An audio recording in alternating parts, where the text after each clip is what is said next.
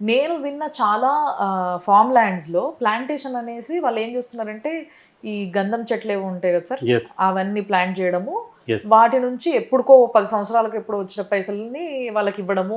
ఇలాంటి ఈ షేర్ అనేది నడుస్తది. యెస్. బట్ మీ ప్లాంటేషన్‌లో ఏమైనా డిఫరెన్స్ ఉందా? మాది డెఫినెట్‌గా డిఫరెన్స్ ఉంటుందండి. ఎందుకంటే చాలామంది ఏసేయి మామూలుగా నర్సరీ నుంచి తీసుకొచ్చిన మొక్కలేస్తుంటారు. హ్మ్. మేమేసేవి టిష్యూ కల్చర్ ప్లాంట్స్.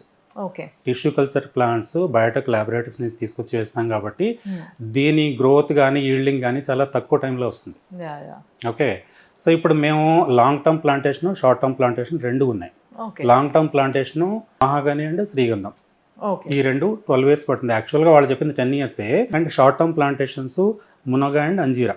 ఓకే. మునగ అండ్ అంజీరా మనకి 3 ఇయర్స్ తర్వాత ఈల్డింగ్ స్టార్ట్ అవుతుంది. సో, ఈల్డింగ్ స్టార్ట్ అయిన తర్వాత హ్మ్. మనం థర్డ్ ఇయర్ తర్వాత నుండి మేబీ ఫోర్త్ ఇయర్ అనుకోవచ్చు. హ్మ్. ఫోర్త్ ఇయర్ నుండి దాని మీద ఈల్డింగ్ వచ్చే ఈల్డ్ మీద మనం మార్కెటింగ్ చేసి ఇన్కమ్ జనరేట్ చేస్తాం.